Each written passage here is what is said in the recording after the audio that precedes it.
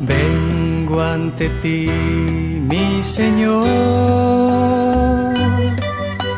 reconociendo mi culpa.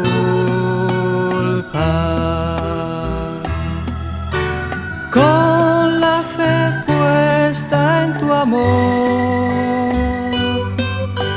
que tú me das como a un hijo. Te abro mi corazón y te ofrezco mi miseria, despojado de mis cosas. Quiero llenarme de ti. Hola, ¿qué tal? Seguimos en nuestras entregas que vamos a tener estos días sobre el sacramento de la penitencia. Y es importante, hoy vamos a ver algunas pistas que nos permiten comprender mejor este sacramento. En el lenguaje cotidiano nosotros le llamamos la confesión, hay que irse a confesar. Los teólogos nos hablan del sacramento de la penitencia. Confesión es un término que designa el acto por el que se reconocen y declaran ante el confesor las propias faltas y pecados. Nosotros por lo general cometemos pecados personales, pero también en algunos momentos cometemos pecados sociales. ¿Cuáles son los pecados sociales? Muchos de los que como sociedad cometemos hacia la misma sociedad.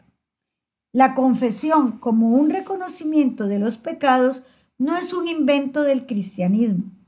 Suele ser normal casi en todas las religiones que se dé la confesión entre las relaciones que hay de los hombres hacia Dios, relaciones que los humanos deterioramos por el pecado. Y cuando nos confesamos, estas se vuelven a normalizar mediante el reconocimiento de nuestras culpas. Cuando nosotros reconocemos que hemos fallado al amor de Dios, pues por medio de la confesión logramos volver a esa normalización de la relación con Dios. En muchas religiones ha existido lo que se conoce como la confesión pública. Y durante los primeros años del cristianismo se daba la confesión pública. Hoy practicamos la confesión privada. Cada uno de nosotros es el que va ante el sacerdote y se confiesa. Y hacemos la confesión pública ¿en qué momento? Cuando estamos en la Eucaristía y el Padre nos dice que reconozcamos nuestros pecados y todos juntos rezamos el yo pecador, yo confieso, por mi culpa, estamos haciendo una confesión pública. Claro, no decimos, es que yo cometí adulterio, es que yo me peleé con mi mamá, es que yo le grité al vecino, es que yo tomé bienes ajenos, es que yo tuve tales tentaciones. No lo hacemos, cada uno en silencio lo hace, pero en el acto, cuando rezamos ya el acto de contrición, cada uno de nosotros reconoce públicamente que es pecador. En el budismo, por ejemplo, ya para el siglo II, los monjes practicaban lo que era la confesión para mantener puro el camino de la salvación. Los cristianos en el Nuevo Testamento encontramos el reconocimiento de los pecados ante Dios. Esto lo encontramos en Juan capítulo 1, versículos 19 y 20. Y en la confesión de unos con otros. Nos dice Santiago en el capítulo 5, versículo 16, confesaos los pecados unos a otros y rezad unos por otros para que os curéis. En algunos idiomas, como por ejemplo en el idioma alemán, el término empleado para designar la penitencia viene de la palabra que se deriva de mejorar, ser mejores.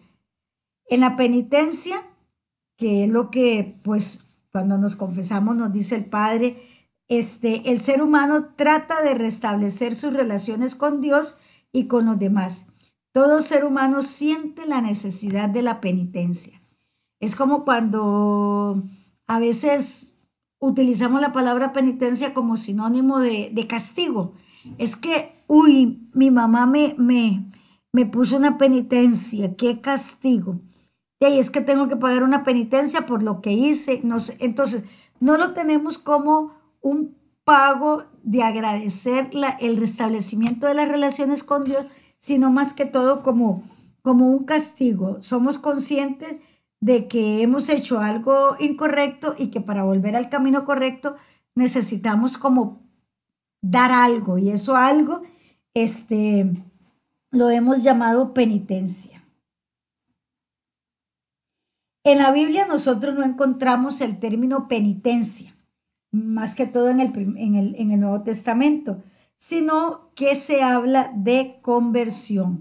Entonces, cuando a nosotros nos dicen su penitencia va a ser rezar el rosario, no es una penitencia como un castigo, sino como el medio para que nosotros logremos la conversión. Esta palabra en griego se conoce como metanoia. En el Antiguo Testamento encontramos días penitenciales en el pueblo mediante los cuales se hacían ayunos, lloraban, se arrepentían de los pecados y le prometían a Dios un cambio en su corazón. Entonces, si lo vemos, estos días de penitencia a lo que nos llevaban era a una conversión. En lo hondo del alma tiene lugar una auténtica conversión y transformación del ser humano cuando se arrepiente de aquellas faltas que lo alejaron de Dios. Jesús, al igual de San Juan el Bautista, predicaban la conversión. Leamos a Juan el Bautista en el desierto. Conviértase, apártense del pecado. ¿Qué tenemos que hacer? Le preguntaba a la gente. Confiésese, bautícese y conviértase y crean en el Evangelio. Cuando a nosotros nos ponen la ceniza, el miércoles de ceniza, el Padre dice, convertíos y crees en el Evangelio.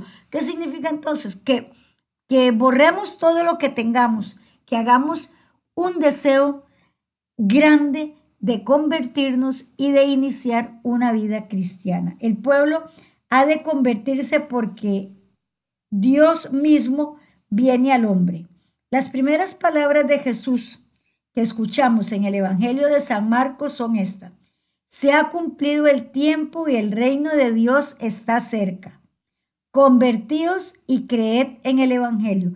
Las encontramos en Marcos capítulo 1, versículo 15. Entonces, hoy nos preguntamos, ¿qué debemos hacer? Igual que le preguntaron los judíos, los del pueblo a Pedro, cuando ya Pedro empezó a predicar, después de que le llegó Pentecostés. ¿Y qué fue lo que le contestó Pedro? Arrepentíos, convertíos y que cada uno de vosotros se bautice en el nombre de Jesucristo para el perdón de vuestros pecados. Entonces recibiréis el don del Espíritu Santo. Hechos capítulo 2, versículos 37 y siguiente. Estamos a tiempo, todavía en esta cuaresma, de arrepentirnos, convertirnos y buscar el sacramento de la penitencia. No nos vamos a sentir mal, al contrario, nos vamos a sentir bien porque vamos conociendo y caminando en lo importante que es la confesión y practicar el sacramento de la reconciliación, reconciliarnos con Dios, pero sobre todo reconciliarnos y perdonarnos a nosotros mismos.